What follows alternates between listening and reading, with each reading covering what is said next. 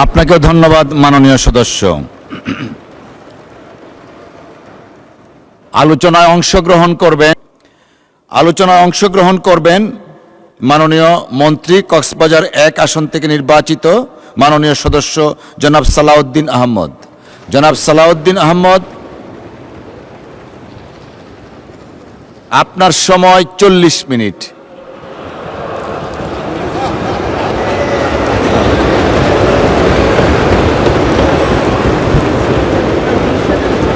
মাননীয় স্পিকার, আপনাকে ধন্যবাদ। রাত্রি 8:40 প্রায়। বিদ্যুৎ মন্ত্রী একটু আগায় আসছিল, অবশ্য নিজে নিজে আগাইতে হয়, বলছে 300 বিধিতে বিদ্যুৎ নাই। এই অবস্থায় কেউ বক্তব্য এনজয় করবে, তাও বাজেটের মতো একটা কঠিন বিষয়ে বুঝতে পারছি না। পরে অবশ্য আমার বিষয় আছে, আইন শৃঙ্খলার উপর আমাকে আক্রমণ করা হয়েছে তো অনবরত, তার কিছু কিছু জবাব দেয়া হবে। আর আমাদের এমপি জনাব শাহজাহান চৌধুরী কালকে 100 বছরের ইতিহাস বলতে বলছে, ওখানেও একটু যাব। আর বাজেট দিয়ে শুরু করি। 100 বছর ইতিহাস আমার যাওয়ার কথা। মানে স্পিকার, বৈশ্বিক মহামারী করোনার এবং বেশ কয়েকটি যুদ্ধ, গাজা, সিরিয়া, ইউক্রেন, সব কিছুর পরে একটা ভঙ্গুর বিধ্বস্ত অর্থনৈতিক পরিস্থিতির মধ্যে বাংলাদেশের মানুষ আমাদেরকে 2/3-এরও বেশি আসনে জয়ী করে এই সংসদে পাঠিয়েছে। আমরা এই পরিস্থিতিতে 3 থেকে 3.5 মাস সময় পেয়েছি এই বাজেটটা প্রস্তুত করার জন্য। শুরু হয়ে গেল ইরান ইরাক যুদ্ধ। ওই সময়ের মধ্যে যে ক্রাইসিসটা আমাদের মাননীয় প্রধানমন্ত্রী তার নির্দেশনায় নেতৃত্বে যেভাবে আমরা মোকাবেলা করেছি, দেশের মানুষের উপরে যাতে কষ্ট না হয়, কৃষকের যাতে কষ্ট না হয়, সেজন্য 14 এপ্রিল পর্যন্ত কোনো রকমের জ্বালানির দাম বৃদ্ধি করা হয় নাই। তা আমরা এমন একটা পরিস্থিতির উপরে দাঁড়িয়ে আমাদের এই বাজেটটা প্রণয়ন করছি, যখন $234 বিলিয়ন অলরেডি পাচার হয়ে গিয়েছে দেশ থেকে। আমরা এইরকম একটা তলাবিহীন জুড়িতে পরিণত করা অর্থনৈতিক অবস্থার উপরে দাঁড়িয়ে আমরা বাজেট দিতে বসেছি। বিখ্যাত অর্থনীতিবিদ পল স্যামুয়েলসনের একটা কথা আছে, economics is the study of choice under scarcity. আমরা সেই রকমই একটা স্কারসিটির উপরে চয়েস করছি। আমরা ফেসিবাদী আমলে দেখেছি ইকোনমিক্স অফ প্লান্ডারিং।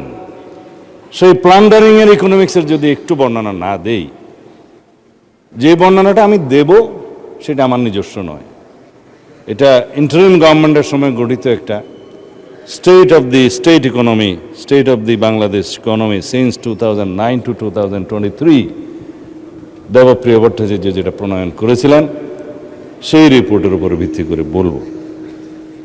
আসলে lake of Democratic governance or accountability which originating from the fraudulent elections continuously 1, 2, 3 যেটা হয়েছে আর কি 14, 18 এবং 24-এ, তাতে করে আমরা ইনহেরিট করেছি economics of plundering, crony capitalism এবং oligarchism. As a result endless corruption.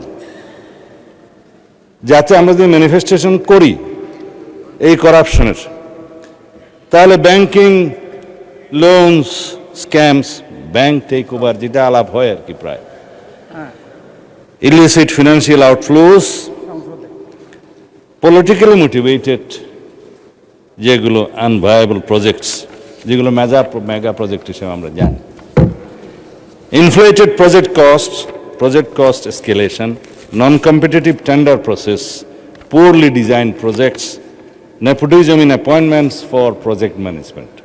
It is widely discussed term. Illegal land and assets acquisition, misappropriation of land acquisition funds, awarding overpriced contracts. বললে আরো অনেক বেশি বলা যায়, bribery, misallocation of public funds, tax exemption for the elites, যেটা খুবই আলোচিত, and distorted supply chain, extortion, commission sharing, corruption for political favour. সবচাইতে ডেঞ্জারাস যেটা হয়েছে আমি আজকে ফাইন্ড আউট করেছি, লেজিসলেটিভ ম্যানিপুলেটেড করাপশন। এটা কি? আইন প্রণয়ন করা হয়েছে পার্লামেন্টে, ইনডেমনিটি দেওয়া হবে। আপনারা জানেন সেটা, quick rental plan, capacity charge, আরও অনেক কিছু আছে। কিছু কিছু প্রজেক্টের জন্য আলাদা আইনই তৈরি করা হয়েছে। This is called legislative manipulated corruption. আইন দিয়ে সেই করাপশনটাকে করার জন্য সমর্থন করা হয়েছে। এর যে ম্যাগনিটিউড অফ করাপশন আওয়ামী লীগের পিরিয়ডে বিটুইন 2009 to 2024, আসলে 4 পর্যন্ত কাউন্ট করা হয়নি, এখানে 23 পর্যন্ত হয়েছে। The illicit financial outflows averaged $16 billion per year. যে ট্যাক্স এক্সাম্পশন করা হয়েছে তাতে আমাদের এডুকেশন ফান্ড ডবল করা যেত এবং হেলথ ফান্ড ট্রিপল করা যেত। তারপরে লার্জ স্কেল পাবলিক প্রজেক্টস 70% পর্যন্ত প্রাইস এসকেলেট করা হয়েছে। গত 15 বছরে ডেভেলপমেন্ট প্রজেক্ট থেকে $24 বিলিয়ন পলিটিক্যালি এক্সটর্শন করা হয়েছে, যেটা রাজনৈতিক চাঁদাবাজি বললে সবাই বুঝবে, যার টাকার মূল্য 2,80,000 কোটি টাকা। ব্যাংকিং অ্যান্ড ফিনান্সিয়াল সিস্টেম থেকে পলিটিক্যাল কনসিডারেশনে যে লোনগুলো দেয়া হয়েছে তাতে বলা হচ্ছে 14টি মেট্রো সিস্টেম তৈরি করা যেত এবং 24টি পদ্মা সেতু তৈরি করা যেত। It's not my report. তারপরে লেবার মাইগ্রেশনের মাধ্যমে, আদম ব্যবসার মাধ্যমে যেটা হয় আর কি, 13,40,000 কোটি টাকা বিদেশে সাইফোন করা হয়েছে এবং সোশ্যাল সেফটি নেটওয়ার্কে আওয়ামী বিবেচনায় 73% লোককে সিলেকশন করা হয়েছে যারা আদৌ গরিব নয়। আর সার্বিক বিবেচনায় সবগুলো টোটাল করে বলা হয়েছে 29,25,000 কোটি টাকা বিদেশে পাচার করা হয়েছে। সেটা আমরা ক্ষেত্রমতে বলি 30 লক্ষ কোটি টাকা has been siphoned from Bangladesh. This is public money. এখন এই অতীত এবং বর্তমান সবসময় আপনি জানেন ভবিষ্যতে যে প্রতিফলিত হবে। আমরা সেই ভবিষ্যতের উপরে দাঁড়িয়ে, সেই প্রতিফলিত অবস্থার উপর দাঁড়িয়ে এই বাজেটটা আমরা দিচ্ছি। মানে স্পিকার, অন্তর্বর্তীকালীন সরকারের 1.5 বছরের একটা অস্থির সময় ছিল, যমুনার অভ্যন্তরে আর যমুনার কিনারে মিলিয়ে আপনি জানেন। সেই সময় আমরা কাগজটা কোথাও দিয়ে দিই, আমরা দেখেছি যারা আজকে করাপশনের জন্য হিসাব নিতে বলছেন এবং ব্যবস্থা নিতে বলছেন, ফরেন লোনের কথা বলছেন, আমি মাননীয় প্রধানমন্ত্রীকে অনুরোধ করছি আজকে ইন্টারিম গভর্নমেন্টের 18 মাসের সকল কিছুর জন্য আপনি দুর্নীতি দমন কমিশনকে নির্দেশ দেন। করাপশন কোথায় হয়েছে, কিভাবে হয়েছে, কারা করেছে, সবকিছু ফাইন্ড আউট হোক। কারণ ভিত্তি হচ্ছে টিআইবি গত কয়েকদিন আজকে একটা রিপোর্ট দিয়েছে, আপনারা পত্রিকায় শুনেছেন। সর্বোচ্চ দুর্নীতি হয়েছে ইন্টারিম গভর্নমেন্টের সময়ে, সেই দুর্নীতির পরিমাণ আমি বলছি না, পত্রিকাটা এখন আমার কাছে নেই, সবাই নিশ্চয়ই দেখেছেন। তো তারা তো এক্সাম্পশন পেতে পারে না। এখন এটা তাহলে আর পড়ি না। আর এই একটা অস্থির সময় পার হয়ে নির্বাচন আদায় করতে হয়েছে মাননীয় স্পিকার আমাদের। এখন আমার বন্ধু মানে এমপি নাহিদ সাহেব বললেন, আমি নাকি এখানে একটা সরল স্বীকারোক্তি করেছি যে অনেক কিছু আপোষ করে আমরা জুলাই সনদে সই করেছি। হ্যাঁ, আমরা নির্বাচনের স্বার্থে, জাতীয় স্বার্থকে রক্ষা করে জুলাই সনদের সবাই মিলে আমরা সমঝোতায় এসেছি এবং আমরা স্বাক্ষর করেছি। হয়তো আমরা ওই সমস্ত পয়েন্টে একমত নাও হতে পারতাম, কিন্তু জাতির স্বার্থে আমরা সেটা আপোষ করেছি। এটা কেন মিস ইন্টারপ্রিট করা হচ্ছে? যাদের প্ল্যান ছিল নির্বাচন হবে না, 5 বছরের জন্য থেকে যান, সেটাও তো আমাদের নজরে রাখতে হয়েছে। আমাদের নেতা দীর্ঘ নির্বাসিত জীবন থেকে ফিরে এসে যখন বললেন আই হ্যাভ এ প্ল্যান,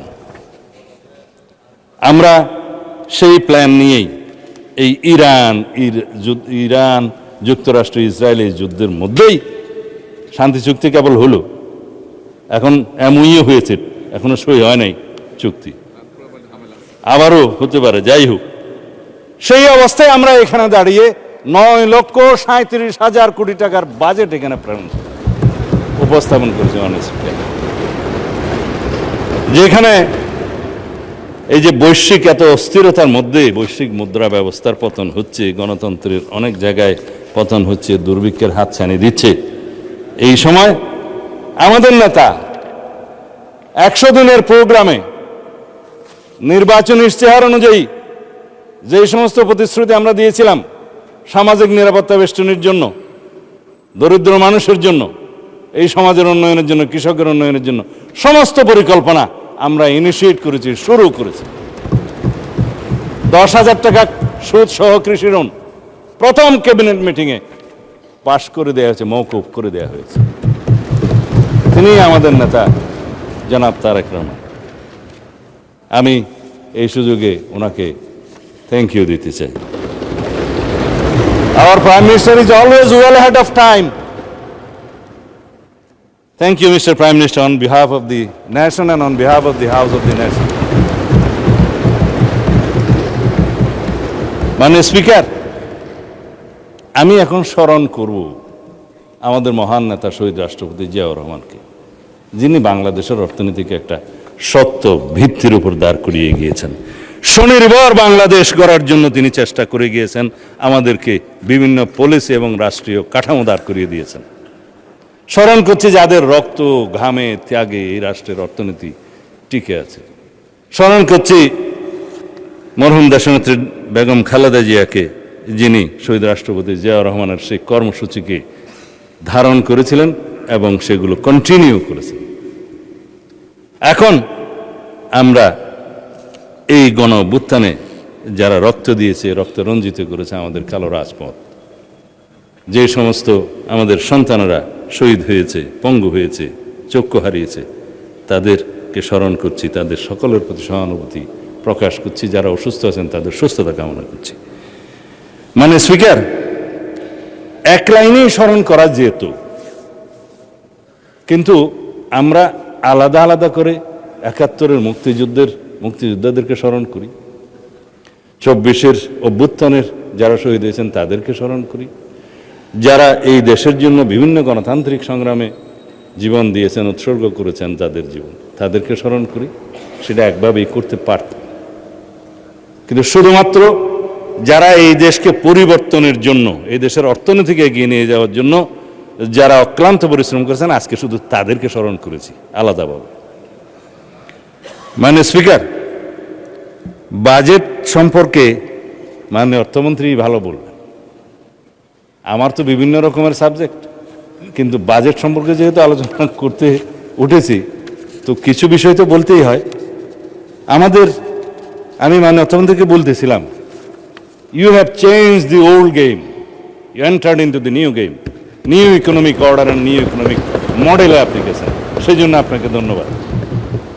পুরাতন ধ্যান ধারণার যে অর্থনীতি, যে বাজেট, সেই ধারণা থেকে মাননীয় প্রধানমন্ত্রীর নির্দেশনায় তিনি বেরিয়ে গিয়ে নতুন ধ্যান ধারণার বাজেট দিয়েছেন। It's a budget of new economic order for the country. এখানে সোশ্যাল সেফটি নেটওয়ার্ক যেভাবে আপনি দিয়েছেন, যারা সেই অর্থগুলো অর্থনীতিতে আবার সার্কুলেট করবে, সেইভাবে রিভলভিং ইকোনমি হিসেবে বাংলাদেশের দরিদ্রের অর্থনীতিটা পাল্টে যাবে। মাননীয় স্পিকার, ফরাসি অর্থনীতিবিদ ফ্রেডরিক বাস্তিয়া, তার বিখ্যাত একটা গ্রন্থ আছে, প্রবন্ধ আছে, what is seen and what is not seen. এর মধ্যে ইনি বলছেন, প্রাথমিকভাবে বাজেটের যে সমস্ত প্রভাব, সেটা তো কালকে থেকেই দেখা যাবে বা 1 তারিখ থেকে দেখা যাবে, কিন্তু যেই জিনিসটা দৃশ্যমান তাৎক্ষণিক হবে না, সেটা হচ্ছে হোয়াট ইজ নট সিন। এইবারের বাজেটে ইনশাআল্লাহ যে সামাজিক প্রভাব, অর্থনৈতিক প্রভাব, সেটা এখনই সিন হবে না, 6 মান্থস পরে আপনারা সেই চেঞ্জটা দেখবেন। যেটা মানে তোমাদেরকে আগেই আমি ধন্যবাদ দিয়ে দিয়েছি যে the difficulty lies not so much in the developing new ideas as in escaping from the old ones. You have escaped from the old ones. Thank you, Mr. Finance Minister. আমি তত্ত্বতে যাব না, কারণ অনেকেই এই সম্পর্কে কথা বলেছেন পৃথিবীর কখন 3000 খ্রিস্টপূর্বে রোমান সাম্রাজ্যে সিনেটে বাজেট দেওয়া হয়েছিল, এগুলো এখন প্রয়োজন নাই। যারা ইতিহাসের ছাত্র তারাই চর্চা করতে পারে। আমি সরাসরি বিশ্বের প্রথম বাজেটের কথাটা বলতে পারি। উইলিয়াম ইওয়ার্ড গ্ল্যাডস্টোন যেটা বিশ্বের প্রথম বাজেট পেশ করেছিলেন 1853 সালে। আর এটা শুধুমাত্র এরিথমেটিক্সের কোনো খেলা নয়। এই expenditure this must go through thousands of people to touch their heart. মানিটা আমি আজকে এখানে লোকেট করছি। আমার পেরিফেরিতে একেবারে টেকনাফের সীমান্তে একজন বৃদ্ধ বয়স্ক বিধবা মহিলা, তাকে সেই বাজেটটা কি এফেক্টটা দিবে সেইটা যারা প্রণয়ন করতে পারবে তিনিই ভালো অর্থমন্ত্রী। আমরা সেটা করেছি। আমরা করেছি মাননীয় প্রধানমন্ত্রীর নির্দেশনায় নিত্য প্রয়োজনীয় দ্রব্যমূল্যের উপরে কোনো রকমের ট্যাক্স বৃদ্ধি করা হবে না। সারা দেশের মানুষ বলছে সব বাজেট, হ্যাঁ বৃদ্ধি তো করা হবে না, অর্থমন্ত্রী বলছেন টু সাম এক্সটেন্ট কমানো হয়েছে।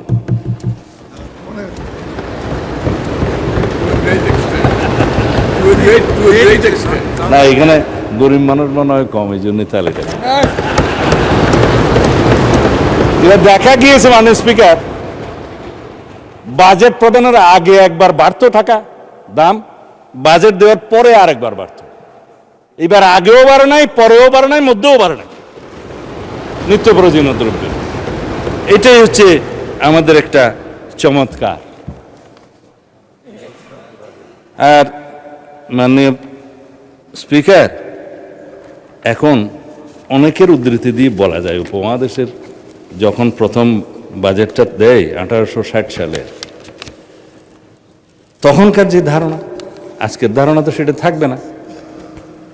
একজন অর্থনীতিবিদ, আমি নাম নিলে এখানে বিতর্ক হবে সেই জন্য নামটা নেব না, কিন্তু আমি তার থেকেই ধার করছি সেই জন্য নামটা না বললেও বলি। তিনি বলছিলেন, no power on earth can stop an idea whose time has come. যেই পরিবর্তনের সময়টা এসেছে সেটা কেউ দূরে রাখতে পারবে না। পৃথিবীর কোনো শক্তি এমন কোনো ধারণাকে থামাতে পারে না যার সময়টা এসে গেছে।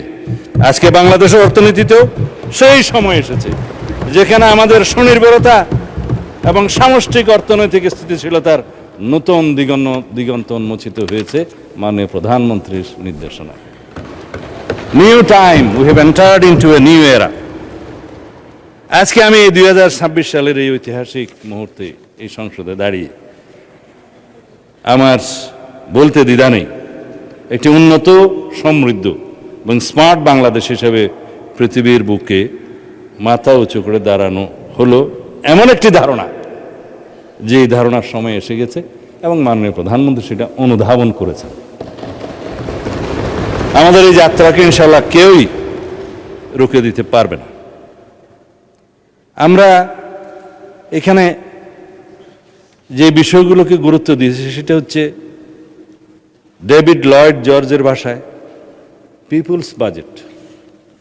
এই পিপুলস বাজেট বলতে সামাজিক নিরাপত্তার জন্য ধনীদের উপরে কর আরোপ করা।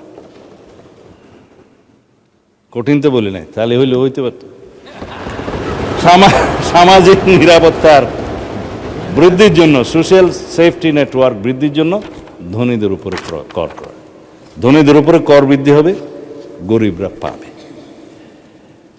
আমরা এই বাজেটে দারিদ্র, শিক্ষা এবং অর্থনৈতিক অসমতার বিরুদ্ধে একটা আপোষহীন যুদ্ধ করতে চাই। বিএনপির নির্বাচনী ইশতেহারে তাই সামাজিক নিরাপত্তা বলয়ের প্রস্তাবগুলো অত্যন্ত উজ্জ্বলভাবে প্রকাশ করা হয়েছে। আমি সেই বাজেট বক্তৃতা থেকে আমাদের যেটা প্ল্যানিং কমিশনে পাশ হয়েছিল ইসিএনএসিতে, সেখান থেকে শুধু 2-3টা বিষয় আমি উদ্ধৃত করেছি। AIDB প্রণয়নে, অ্যানুয়াল ডেভেলপমেন্ট প্রোগ্রামের 5টা বিষয়কে গুরুত্ব দেওয়া হয়েছে। প্রথম স্তর, সবচাইতে জরুরি যেটা, রাষ্ট্র ব্যবস্থার সংস্কার, বৈষম্যহীন দ্বিতীয় স্তর, বৈষম্যহীন আর্থসামাজিক উন্নয়ন ও টেকসই রাষ্ট্রের সক্ষমতা অর্জন, ভঙ্গুর অর্থনীতির পুনর্গঠন ও পুনরুদ্ধার, অঞ্চলভিত্তিক সুষম উন্নয়ন, ধর্ম, সমাজ, ক্রীড়া, সংস্কৃতি ও সংহতি। এই 5টা মূল ভিত্তির উপরে, স্তম্ভের উপর ভিত্তি করে আমরা এবারের বাজেটটা প্রণয়ন করেছি।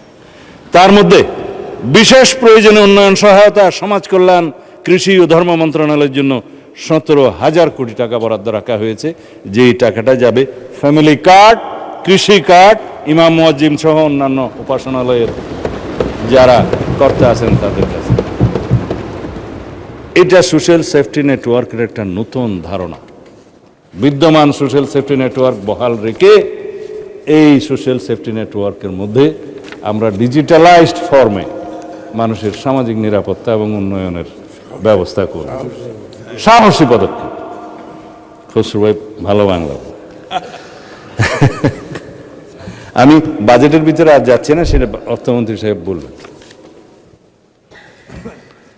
মাননীয় স্পিকার, এই বৈশ্বিক অর্থনীতির একটা জটিল এবং বহুমুখী পরিবর্তনের মধ্য দিয়ে আমরা যাচ্ছি। একদিকে ভূরাজনৈতিক অস্থিরতা, সাপ্লাই চেইন, সরবরাহ শৃঙ্খলার ভাঙন, অন্যদিকে জলবায়ু পরিবর্তনের অভিঘাত এবং মূল্যস্ফীতির, মুদ্রাস্ফীতির চাপ। এগুলো সবগুলো এই ক্রান্তিকাল অতিক্রম করে আমরা যখন এই বাজেটটা দিচ্ছি, তখন আমাদের একটা বিষয়ে খুব গুরুত্ব দিতে হবে। আমি কঠিন ইংরেজিগুলো বলছি না, বাংলাতেই বলছি। নোবেল বিজয়ী জোসেফ স্টিগলিটজের বক্তব্য, globalisation today is in retreat because it was mismanaged. We forgot that trade is a means to an end, not an end itself. মানে বাংলাদেশের মতো দেশের জন্য এই বক্তব্য অত্যন্ত প্রাসঙ্গিক। আমরা বাণিজ্য করি বেঁচে থাকার জন্য, কিন্তু আমরা যেন বাণিজ্যের দাস না হয়ে যাই। আমাদের বাজেট কেবল টিকে থাকার নয়, প্রতিযোগিতারও। এই বাজেটকে সেগুলো খেয়াল রাখা হয়েছে এবং আশা করি সেটার রেজাল্ট আমাদের জনগণ পাবে। আরও সেই একই নোবেল জয়ীর আরও উক্তি আছে, যেমন আমরা মাল্টি পোলার ইকোনমিক অর্ডারের মধ্যে আছি, যেটা ইকোনমিক অর্থব্যবস্থার উত্থান। এখানে মার্কিন ডলারের পাশাপাশি উদীয়মান অর্থনীতির মুদ্রাসমূহ বিশ্ববাজারে বাণিজ্যে প্রভাব বিস্তার করছে। এই অবস্থায় জিও ইকোনমিক ফ্র্যাগমেন্টেশনে আমরা এই বৈশ্বিক প্রেক্ষাপটে বাংলাদেশের নিজস্ব সামষ্টিক অর্থনীতি নীতি পুনর্বিন্যাস আমাদেরকে করতে হয়েছে। আমরা সেই জন্য বলতে চাই, productivity is not everything, but in the long run it is almost everything.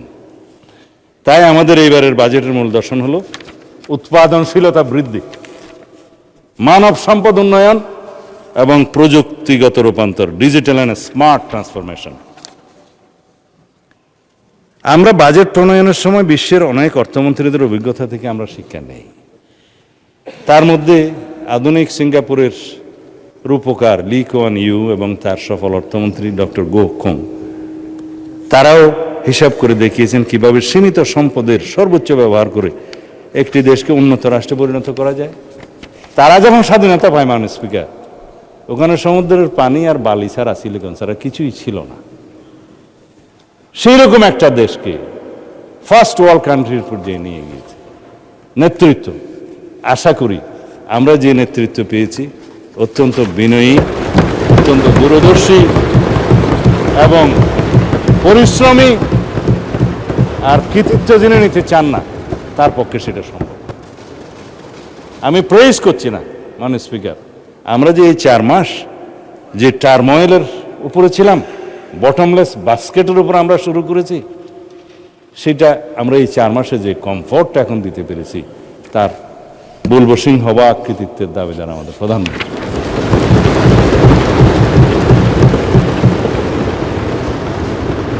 এখানে বেশি আমি বলবো না। আমরা যে 1972-এর 786 কোটি টাকার বাজেট থেকে আজকে 9,37,000 কোটি টাকার বাজেটে এসেছি, এইটার একটা সিগনিফিক্যান্ট দিক হলো আমরা পরনির্ভরশীলতার শৃঙ্খল থেকে মুক্ত হতে চাই, আমরা স্বনির্ভর হতে চাই এবং অভ্যন্তরীণ সম্পদ চালনাকরণেই আমাদের প্রধান লক্ষ্য হবে। অনেকে আপনারা ভাষণ দিয়েছেন ঋণ নির্ভর budget, bank borrowing budget, foreign লোনের উপরে দাঁড়িয়ে বাজেট। পৃথিবীর এমন একটা দেশ বলেন তো যারা বাজেট প্রণয়নের সময় ব্যাংক বোরোয়িং করে না, ফরেন লোন নেয় না? নাই। কিন্তু আমাদের রেভিনিউ এক্সপেন্ডিচারের সাইজটা আমরা কথা বলতেছিলাম, এটা যদি আমরা কমিয়ে ডেভেলপমেন্ট এক্সপেন্ডিচারের সাইজটা বাড়াতে পারি তাহলে আমাদের একটা অগ্রগতি হবে, আমরা সেদিকে যাব। কিন্তু যখন প্রবৃদ্ধি থাকে না তখন কিন্তু ডিফিসিট বাজেট দিয়ে উদ্যোগ বাড়ানো হয়, আর যখন আমাদের গ্রোথ বেশি থাকে, প্রবৃদ্ধি থাকে, তখন সারপ্লাস বাজেট দিতে হয়। ঠিক কিনা? অলরেডি।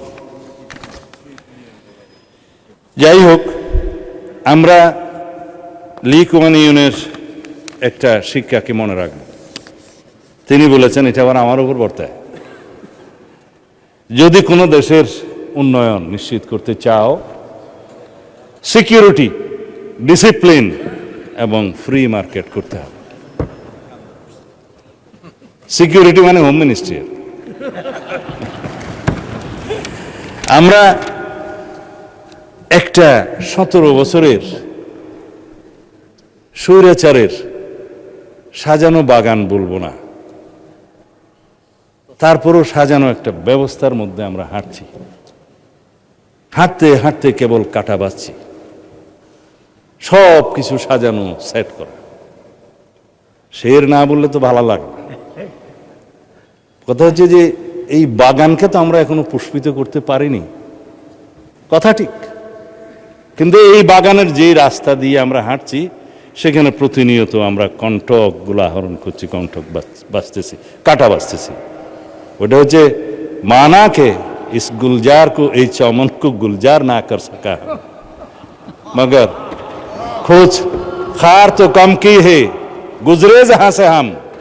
আমাদের প্রধানমন্ত্রী যেখান দিয়ে হাঁটছেন এই স্বৈরতন্ত্রের সাজানো বাগানের মধ্যে, কাটা বাঁচতে বাঁচতে আমাদের গভীরতা যাচ্ছে হচ্ছে। আইন শৃঙ্খলা পরিস্থিতির অবস্থাও তাই এবং উন্নয়নের অবস্থাও তাই। আমাদের অর্থমন্ত্রী বলেছেন যে 1300 প্রকল্প মনে হয়, রাইটলি ওর রংলি সেই প্রকল্পগুলো, আগের সরকারের গৃহীত প্রকল্পগুলো আমরা না গিলতে পারতেছি, না ফেলতে পারতেছি, সেরকম গলার কাঁটা হয়ে গেছে। কিছু কিছু প্রকল্পকে আমরা রান করছি, আর কিছু কিছু প্রকল্প জেনে শুনে আমাদের রান করতে হচ্ছে। আমাদের প্রকল্প কয়টা? কিছু অনুমোদিত প্রকল্প এসছে অল্প, বাকিগুলোর জন্য থুক বরাদ্দ এই জন্যই রাখা হয়েছে, গ্রিন পেজ অন্তর্ভুক্ত করে রাখা হয়েছে। এগুলো অনুমোদন হয়ে গেলে পরে ওখান থেকে বরাদ্দটা যাবে। সেই জন্য বিরোধী দলের বন্ধুরা বলছিলেন এত কেন থুক বরাদ্দ, এতর বরাদ্দ হচ্ছে এইটা। জবাব, প্রকল্প অনুমোদিত হবে, গ্রিন পেজ থেকে এটা ইমপ্লিমেন্টেশন হবে। মানে স্পিকার, আমি আর অর্থনীতি নিয়ে বেশি কথা বললে আপনি যদি টাইম বাড়ায় না দেন তাহলে পরে আমি বাকিগুলো অ্যাড্রেস করতে বোধহয় পারবো না। আপনার কাছ থেকে এসিউরেন্স পেলে আর বলতে পারি, না হলে অন্য রাস্তায় যাব। হ্যাঁ না তাইলে না, যদি এটাই টাইম লিমিট যায় তাহলে আমি আর অর্থনীতিতে নাই। হ্যাঁ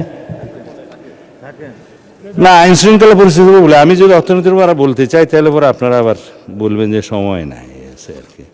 যাই হোক, আমরা বেস্ট সোশ্যাল ইনভেস্টমেন্ট হিসাবে ইন এডুকেশন অ্যান্ড হেলথ সেক্টরে সর্বোচ্চ বাজেট রেখেছি, যেটা আমাদেরকে ইয়েল্ডিং দেবে, হাই ইয়েল্ড। সেটা আপনারা বোধহয় প্রশংসা করতে পারতেন, করেছেন বোধহয় কেউ। আমরা পরনির্ভরশীলতার এই শৃঙ্খল থেকে বেরিয়ে আসার জন্য পদ্মা ব্যারেজের মতো প্রকল্প আমরা হাতে নিচ্ছি। মানে স্পিকার, সম্পদ হয়তো আমাদের আহরণ করতে, যোগান দিতে কষ্ট হবে, কিন্তু এটা একটা সাহসী পদক্ষেপ। এর জন্য সাহস লাগে, এর জন্য নিজের খুদিকো ইমানকে অনেক বড় করতে হয়। সেটা আমাদের প্রধানমন্ত্রী করেছেন। আবার আল্লামা ইকবাল যে খুদিকো কার ইতনা বুলন্দ कि हर तकदीर से पहले अल्लाह खुदा बंदे से खुद पूछे बाता तेरी राजा क्या है, তুমি কি চাও। সেরকম ইচ্ছা, সেরকম সাহস এবং সেরকম হিম্মতের সাথে আমরা অনেকগুলো প্রকল্প নিয়েছি। আমরা তিস্তা প্রকল্প করব ইনশাআল্লাহ, পদ্মা ব্যারেজ করব, বেস্ট সোশ্যাল ইনভেস্টমেন্ট তো আমরা বললাম শিক্ষা এবং স্বাস্থ্য, কিন্তু বেস্ট ইকোনমিক ইনভেস্টমেন্ট হবে এই দুইটা।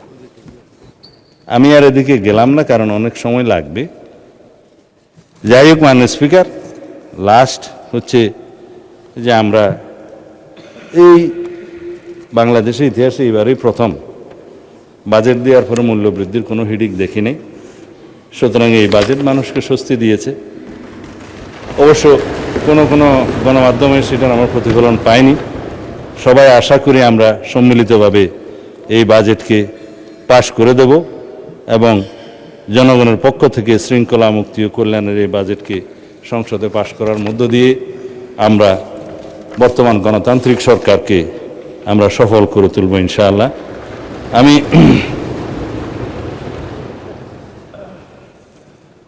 এটা উইনস্টন চার্চিলের উক্তি দিয়ে শেষ করি। তিনি 1940 সালে যুদ্ধকালীন সময় একটা বাজেট দিয়েছিলেন, বলেছিলেন I have nothing to offer you but blood, toil, tears and sweat. সেটা তার সেই প্রেক্ষিতে বলেছে। বাট আমরা এখন বলতে চাই আমাদের শুধু ইচ্ছা শক্তি আছে, অদম্য ইচ্ছা শক্তি আছে, পরিকল্পনা আছে, আমাদের নিজস্ব রাজস্ব আহরণ আছে এবং আমাদের হিম্মত আছে। আমাদের অন্যান্য ব্যাংক বোরোয়িং সহ বিদেশি বোরোয়িংয়ের মাধ্যমে আমরা আমাদের প্রকল্প বাস্তবায়ন করব। আমি আইনশৃঙ্খলা পরিস্থিতি 2 মিনিটেই বলি। সবাই বলেছে আইনশৃঙ্খলা পরিস্থিতি অবনত হয়েছে।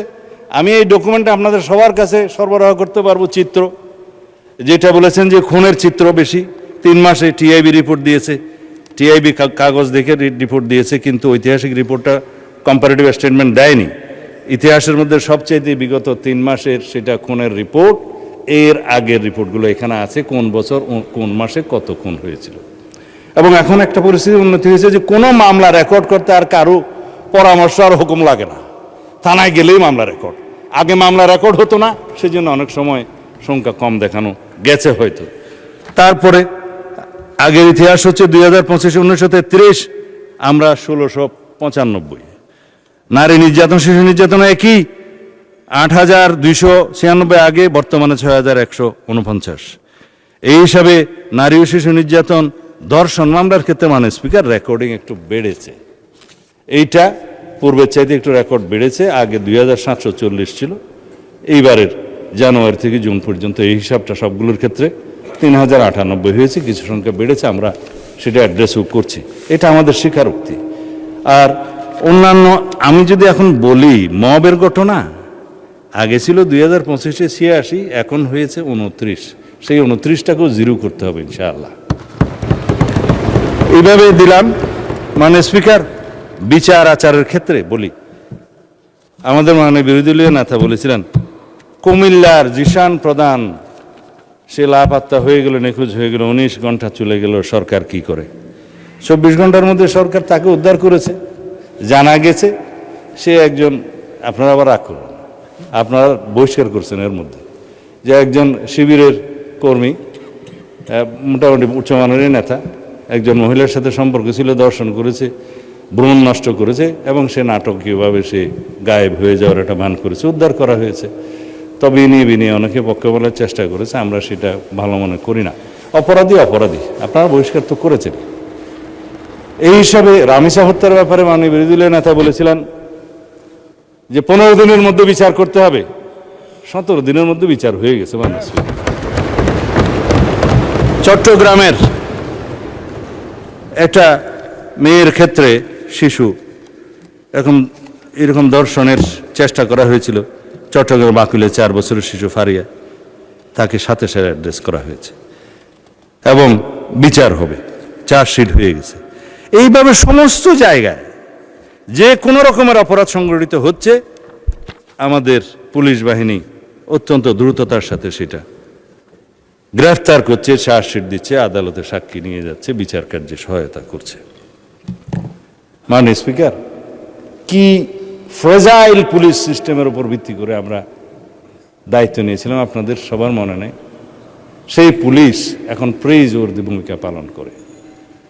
আমরা ইয়ের জন্য, জুয়ার জন্য মডার্ন আইন নিয়ে আসছি, মাদকের জন্য আইন নিয়ে আসছি। এগুলো আইন পাশ হয়ে গেলে আমরা সমাজের এই মাদক এবং জুয়া সংক্রান্ত এবং ওর থেকে উৎপন্ন আরও অনেক অপরাধ আমরা প্রতিরোধ করতে পারব, কমাতে পারব। মানে স্পিকার, এই থেকে আইন শৃঙ্খলা, তা আমাকে ওই ইসলামী ব্যাংক নিয়ে বক্তৃতা দিতে হবে এই জন্যেই যে আমার উপরে খুবই বলতে গেলে জুলুম করা হয়েছে আর কি, বাক্যবান করা হয়েছে। সেই জন্য বলছি, এখানে যখন ইসলামী ব্যাংকের প্রসঙ্গ ওঠে, আমার কাছে মনে হয় ওই পাশে বোর্ডের পরিচালনা পরিষদ, গভর্নিং বোর্ডই বসে আছে, তারা সেই হিসাবেই বক্তব্যগুলো দিচ্ছে এবং ডিফেন্ড করার চেষ্টা করছে। আপনিও দিচ্ছেন তা। তো কালকে অনেকটা চ্যালেঞ্জ ছড়ে দিয়েছে আমাকে যে এটা আপনাদের প্রমাণ করতে হবে। কোথায় রাখলাম কাগজগুলো? প্রমাণ করতে হবে যে আরডিএস প্রকল্পে আমি আমার বক্তব্যে বলেছিলাম 24-এর 5ই আগস্টের পর থেকে নির্বাচনের আগ পর্যন্ত 11,000 কোটি টাকা ডিসবার্স করা হয়েছে রাজনৈতিক বিবেচনায়। বলেছিলাম কিনা রেকর্ড? তারা অনেক কথাই বলেছিলাম প্রমাণ করুন। স্টেটমেন্টটা নিয়ে এসছি যে 2024 আগস্ট টু ডিসেম্বর 3,043 কোটি টাকা, 2025 জানুয়ারি টু ডিসেম্বর 6,948 crore, 2026 জানুয়ারিতে 536 কোটি টাকা। এইটা আমি টোটাল করে দেখাচ্ছি। Total disbursement from August 24 to January 2026 10,527 crore। আমি 11,000 বলেছিলাম, এই তো এখানের সংখ্যা থেকে 10 দিন বাকি আছে, জানুয়ারির 30 আছে, এটা ফেব্রুয়ারির 10 পর্যন্ত হবে। 12 তারিখ নির্বাচন হয়েছে, আমার সংখ্যা একেবারে ঠিক আছে, 11,000 কোটি দেওয়া হয়েছে। জবাব, কেউ যদি আপনারা চ্যালেঞ্জটা গ্রহণ করতে চান, সিট আছে আমার কাছ থেকে নিয়ে যাবেন, আমি সেই চ্যালেঞ্জটা নিলাম।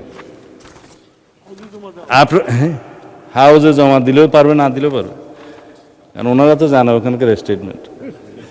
মাননীয় স্পিকার, ইবনে সিনা ট্রাস্টের শেয়ার নিয়ে আমাদের মাননীয় সদস্য সাইফুল আলম সাহেব কথা বলেছেন। মাননীয় স্পিকার, মনে হয় কিছু সময় বাড়ায় দিতে হবে। দয়া করেন, ওই গড়িটা কিন্তু আপনার দখলে আছে। যাই হোক, ইবনে সিনার 3,60,00,000 শেয়ার 25 টাকা দামে 26/4/2018 ইংরেজিতে 90,19,34,775 টাকা বিক্রি হয়েছে। ফেস ভ্যালু ছিল 10 টাকা। ইবনে সিনা বাজার মূল্য হইতে পারে, ফেস ভ্যালুটা গুনছি আমি, আমার হিসাব একদম অডিটের মতো। আপনি কালকে বলেছেন না অডিটের দায়িত্বটা, ফেস ভ্যালুর 2.5 গুণ। The Ibn Sina pharmaceuticals industry limited shares 1,10,00,000 3,991 at the rate of 25, face value 10 টাকা। 26/4/2018 একই ডেটে সেল হয়েছে 27,50,99,000 কোটি টাকা। বুঝে পাইছেন? বিইউ অ্যাকাউন্ট দেব? আচ্ছা, ঠিক আছে। আর আমি এখন ইসলামের মধ্যে আসি। আমি কদিন আগে বলছিলাম ইসলামী ব্যাংকও ইসলাম না, আমাদের মির্জা ফখরুল ইসলামও ইসলাম না, জামাত ইসলাম ইসলাম না। ফখরুল ভাই আমার উপরে একটু মাইন্ড করছে, যার জন্য আমি আজকে এটা নুরুল ইসলাম বলতেছি, যে নুরুল ইসলাম ইসলাম। তো কালকে আমাদের মাননীয় সংসদ সদস্য শাহজাহান চৌধুরী বললেন আজকাল ফতুয়া টতুয়া নেওয়ার জন্য হাটহাজারী, পটিয়া এবং লালবাগে যেতে হবে না। কোথায় যেতে হবে? সংসদে। কার কাছে? স্বরাষ্ট্রমন্ত্রীর কাছে। কয় মুফতি টুফতি আর লাগবে না, আর একটা কি যেন বলেছেন, ডট ডট দিয়েও বলেছেন। আমি তো কখনো বলি নাই যে জামাতে ইসলামী ইসলামী দল না, আপনারা নিজেরা নিজেরা টেনে আনছেন। তবে আপনারা কি রকম ইসলামী দল সেইটা একটু বলবো। আমি বলেছিলাম জামাত ইসলাম মানে ইসলাম না, ইসলাম ডিফারেন্ট জিনিস। কিন্তু আপনি কালকে বলেছেন জামাত ইসলাম ইসলামী দল, এবং জামায়াত ইসলামকে জানতে হলে 100 বছরের ইতিহাস জানতে হবে। মানে স্পিকার ঘাটাঘাটি করে দেখলাম জামায়াত ইসলামের জন্মই হচ্ছে 1941 সালের 26শে আগস্ট, মৌলানা সৈয়দ আবুল আলা মওদুদী তখন ব্রিটিশ ভারতের লাহোরে ইসলামিয়া পার্কে একটা সম্মেলনের মাধ্যমে এটা জন্ম দেন। তা এখন তো 84 বছর বয়স আপনার। জি মাননীয় মন্ত্রী,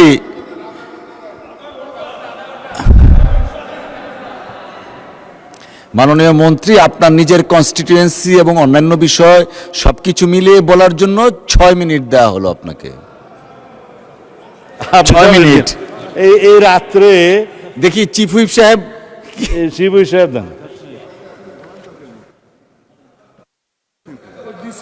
না, আপনি ওনাকে সময় বাড়িয়ে দেন, আপনার উনি যতক্ষণ বলেন ততক্ষণ মতো সময় বাড়িয়ে দেন। মানে স্পিকার, এই দয়াটা আগে করলে আমি অর্থনীতি থেকে বাইরে হইতাম না। উনি দয়া করতে পারেন কিন্তু আমরা তো পারি না। 6 মিনিটে শেষ করেন দয়া করে। আপনি রুলস অফ প্রসিডিউর পড়ে দেখেন। ইউ আর দি মিলর, অভিভাবক of the house, you can do many things. যাই হোক, এই 100 বছর তো নাই, এখন 84 বছর। 100 বছর হইতে আমি অন্তত বাঁচবে বলে মনে হয় না। তা এখন বলে ফেলি, হ্যাঁ বালাকোট এখানে নাই জনাব, এখানে আমি বলি। কিন্তু আপনারা 1947-এর দেশভাগের পরে জামায়াত ইসলামী হিন্দ নামে একটা শাখা হয়েছিল। কারণ আপনাদেরটা তো এটা অনেকটা আন্তর্জাতিক সংগঠনের মতো। জামায়াত ইসলামী পাকিস্তান, জামায়াত ইসলামী হিন্দ, জামায়াত ইসলামী বাংলাদেশ। কদিন আগে না কেবল আপনারা বাংলাদেশ শব্দটা আগে আনছেন, বাংলাদেশ জামায়াত ইসলামী আনছেন। এখন 1947-এর সময়ে আপনারা ইতিহাস বলছেন আপনারা পাকিস্তান চান নাই। এটা ঐতিহাসিকভাবে হইতে পারে, ভুল হইতে পারে। এখন 1971-এ ফির আপনারা বাংলাদেশ চান। আবার 1979 সালে শহীদ রাষ্ট্রপতি জিয়াউর রহমান ধর্মভিত্তিক রাজনীতির অনুমোদন করলে আপনারা আবার জামায়াত ইসলামী বাংলাদেশ শাখা নামে শুরু করলেন। আইডিয়াল, আচ্ছা ডেমোক্রেটিক লীগ। আচ্ছা, তারপরে জামাত ইসলামী হয়েছে তো বাংলাদেশ হিসাবে। এখন আমি আর জম্মু কাশ্মীর আর আজাদ কাশ্মীরের 1953 আর 74-এ যাওয়ার দরকার নয়, ওখানেও 2টা শাখা আছে। আন্তর্জাতিক সংগঠন হওয়া ভালো, ফায়দা অনেক। তা এখন 71 সালের স্বাধীনতার সময় আপনারা আপনাদের ভূমিকা সম্পর্কে আইনগতভাবে কদিন আগে এখানে আইন করে পাঠ করে দিয়েছেন যে জাতীয় মুক্তিযুদ্ধ কাউন্সিলের আইনে যে তৎকালীন জামায়াত ইসলামী স্বাধীনতা যুদ্ধের বিরুদ্ধে ছিল, আপনারা এখানে বসেছিলেন। এটা ফয়সালা হয়ে গেছে। আর আপনারা যে ইতিহাস বলতে বলেন 100 বছর ইতিহাস জানতে হবে, কেবল তো 79 আসলাম। 1986 সালে আপনারা হোসেন মোহাম্মদ এরশাদের আন্ডারে জাতীয় বেইমানির ইলেকশনে আপনারা যান নাই, আওয়ামী লীগের সাথে যান নাই। আপনারা 1900 না, ইতিহাস বলতে বলছেন তো। আপনারা 1996 সালে আওয়ামী লীগের সাথে যুগপত আন্দোলনে যে আমাদেরকে ক্ষমতার থেকে অপসারণ করার চেষ্টা করেন নাই। আমরা একটা ইলেকশন দিয়ে এইখানে সংবিধান সংশোধন করে তারপরে ক্ষমতা হস্তান্তর করেছি, ফেলতে পারেন নাই। এরপরে যেগুলা গৌরবময় ভূমিকা আছে সেগুলো একটু বলি। 90-তে আপনাদের ভূমিকা ভালো ছিল, 24-এ আপনাদের ভূমিকা ভালো ছিল। আমরা তো সেই স্বীকৃতিটা দেই। 100 বছরের ইতিহাসের মধ্যে এগুলো আসছে তো। হ্যাঁ, 2001 সাথে ছিল, কিন্তু 7-এর পরে আপনারা যে একটু ঘোরাঘুরি করছেন সেটা পরে বলবো। খালি আপনি মনে করাই দেন কেন? আমি তো 71-এর একটা বিষয় না বলেই আপনাকে পার করা দিতে চাইছিলাম। আপনারা মালেক সরকারের সময়, গভর্নর মালেক সরকারের সময় পূর্ব পাকিস্তানের সরকারে বাংলাদেশের স্বাধীনতা যুদ্ধকালীন চলার সময়ে জামাতের 2 জন সদস্য মন্ত্রিসভায় ছিল না? এই ইতিহাস আমি বলতে চাই না। হ্যাঁ, আব্বাস আলী খান শিক্ষামন্ত্রী, এম ইউসুফ রাজস্ব বিভাগের মন্ত্রী ছিল তো। আস্তে করে চাইছিলাম একটু এগুলো না বলি, আপনারা আবার শুরু। শাহ আজিজকে তো আমরা বুক ফুলে বলি। শাহ আজিজুর রহমানকে আমরা প্রধানমন্ত্রী বানাইছে আমাদের শহীদ রাষ্ট্রপতি জিয়াউর রহমান। অসুবিধা কি আমরা তো স্বীকার করি। হ্যাঁ হ্যাঁ, জামাত ছিল না তো, জামাত ছিল না। ছিল না। ঠিক আছে, সেই ডিবেট আপনারা করবেন, সেই ডিবেট আপনারা করবেন ফ্রম ইউর সাইড, আমরা করব না। তারপরে আপনি বললেন যে জামাত ইসলাম ইসলামী দল। ভাই সব, জামাত ইসলাম ইসলামী দল আপনারা যখন বলছেন অবশ্যই, তো কি রকম ইসলামিক দল একটু পোস্টমর্টম করি।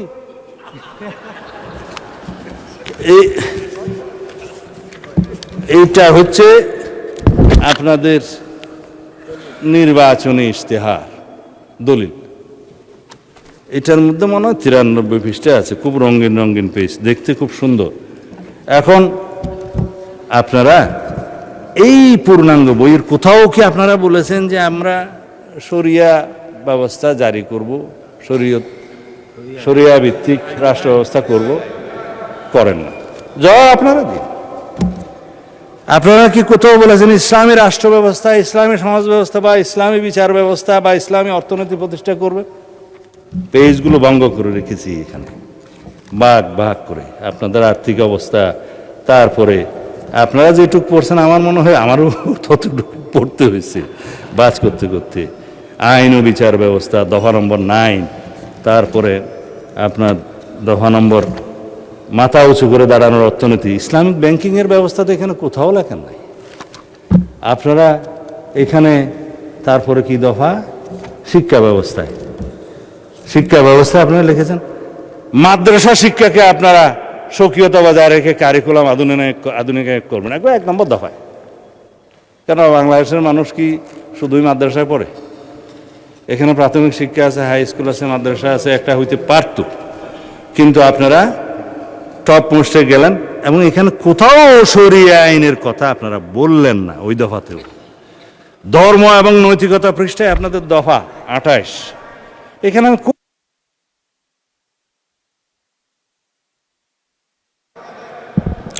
মাননীয় মন্ত্রী, আপনার স্পিচ অলওয়েজ ইন্টারেস্টিং, বাট আপনি 2 মিনিটের মধ্যে শেষ করবেন প্লিজ। 2 মিনিটস। যতক্ষণ চাই দিতে আমাদের থেকে কাটা যাবে না না না, সেটা হয় না মাননীয় মন্ত্রী। বলছেন তো এটা হ্যাঁ। কি বলতে চাচ্ছেন মাননীয় চিফ হুইপ? মাননীয় স্পিকার, আমি যে সময়টা বক্তৃতা দিতাম সেই সময়টা ওনাকে দেন। আপনার নাম তো লিস্টে নেই মাননীয় মন্ত্রী, চিফ হুইপ লিস্টে নেই। আপনি দেন, যেটুকু কাটা যাবে সেটা ওনার থেকে যাবে। মানে স্পিকার ইসলামের রাষ্ট্রে নাই। মাননীয় মন্ত্রী, ঠিক আছে 5 মিনিটের মধ্যে শেষ করবেন প্লিজ। আপনিও মানে স্পিকার যা শুরু করছেন, ইসলামী রাষ্ট্র ব্যবস্থা নাই, ইসলামী শাসনতন্ত্রের কথা বলা নাই, ইসলামী সমাজের কথা বলা নাই। তারপরে যেটা আমি এখন বলতে চাই নাই সেরকম কথাটা বলি। এখানে একটা কাগজ আছে, কাগজটা কোথায় যে রাখলাম, আকিমউদ্দিন, যেটা তাদের ইয়ের মধ্যে মনোগ্রামের মধ্যে ছিল, সেই আকিমউদ্দিন এখন আর নাই। এখন কাগজটা খুঁজে পাচ্ছি না, প্রিন্ট আসছে না।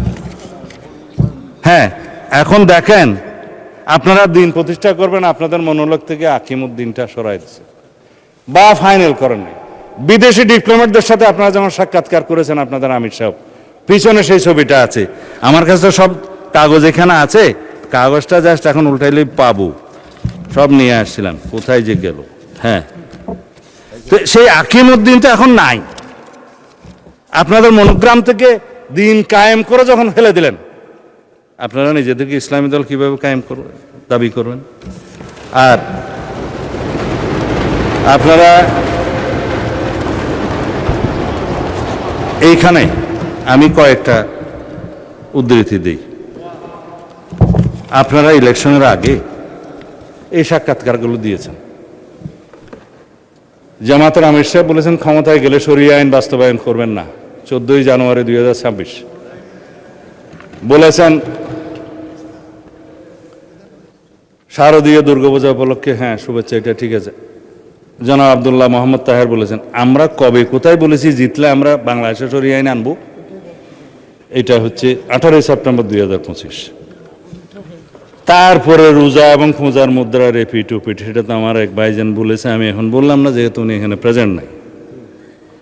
এখন আপনাদের যে সমস্ত বক্তারা এখানে বক্তৃতা দিয়েছে এগুলো বললে তো আপনারা কিছুক্ষণ, এগুলা আছে আমার কাছে, এগুলা কিছুক্ষণ পরে আপনারা ওয়ার্কআউট করতে চাইবেন, আমি আর বললাম না, কারণ ব্যারিস্টার শাহরিয়ার কবিরের বক্তব্য বলতে চায় না, তিনি উপস্থিত নাই।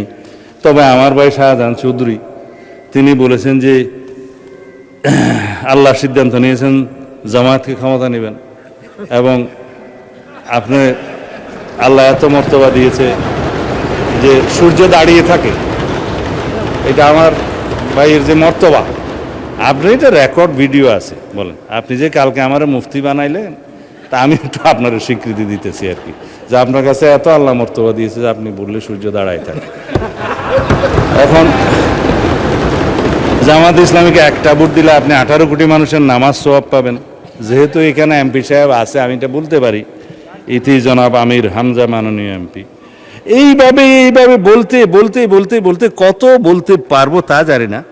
তবে আপনারা সর্বশেষ জেনে রাখুন, মওদুদ ইসলাম বনাম মদিনার ইসলাম নিয়ে একটা বই লেখা হয়েছে, এবং যেগুলো আকাবির, যারা মুরব্বীরা, কবির থেকে আকাবির আসছে আর কি, প্লুরাল, মওদুদি রচনাবলী প্রসঙ্গে আকাবিরদের পর্যালোচনা। এত কিছু বলবো না, যেহেতু মানে স্পিকার সময়ের দিক থেকে খুব কিপটামি করতেছে, সেই জন্য। হ্যাঁ জি মাননীয় মন্ত্রী, জি আমাদের সর্বশেষ বক্তা ছিলেন জনাব মির্জা ফখরুল ইসলাম আলমগীর। তো মাননীয় মন্ত্রী, এলজিআরডি মন্ত্রী বক্তব্য রাখবেন না, ওনার জন্য 30 মিনিটস বরাদ্দ ছিল। তো উনি আপনার জন্য স্যাক্রিফাইস করেছেন সেই 30 মিনিটস, 30 মিনিটস অ্যাড করা হলো আপনার জন্য। ওটাই গেছে।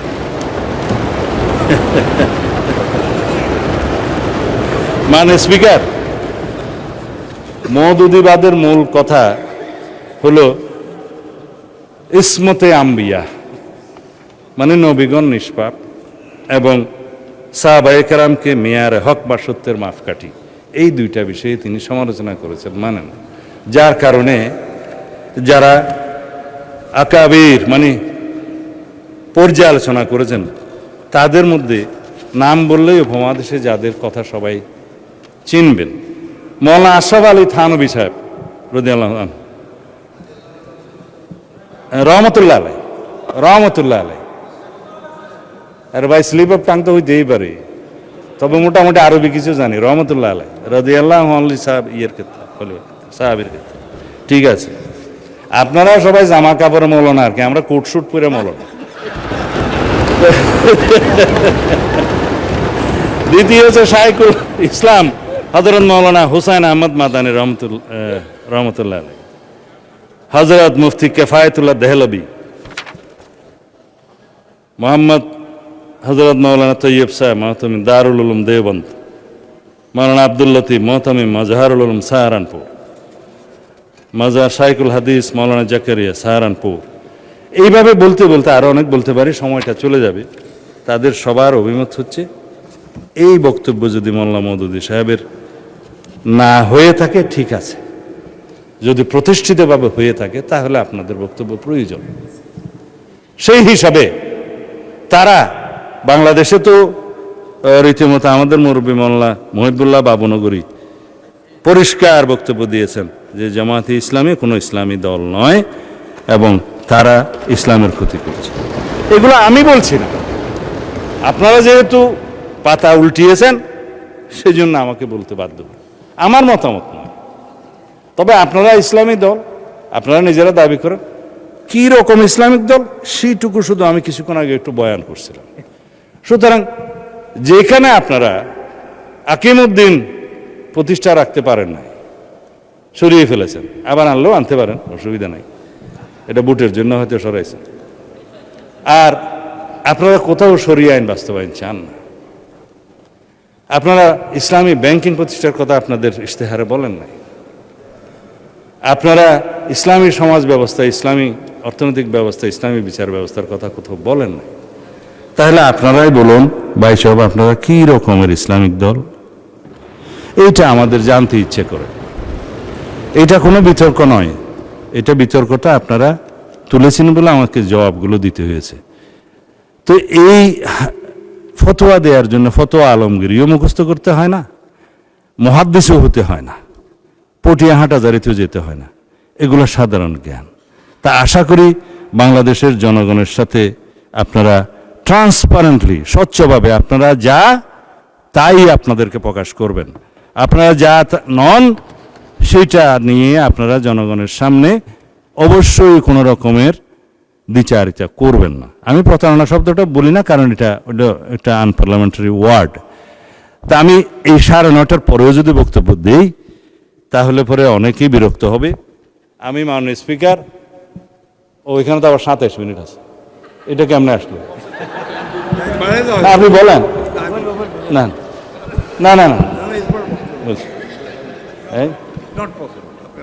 আচ্ছা মাননীয় স্পিকার, ওনার সময়টা আপনি ওনাকে কালকে দিন, আমি ওনার সময়টা নিতে চাই না, এটা একটু অসুন্দর দেখে। আমি আর অন্য কোনো সময়। ধন্যবাদ ধন্যবাদ। না না